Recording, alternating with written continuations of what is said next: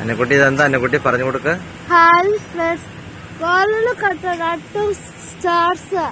അല്ല ആ വോളൽ എന്താ? Sharjah light festival. Sharjah light festival ആണ് നടക്കുന്നത് കൂട്ടുകാരെ.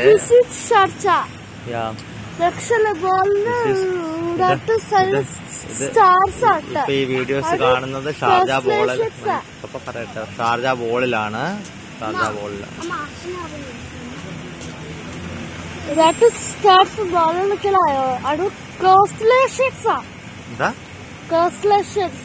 എന്ന് പറഞ്ഞ എന്താ?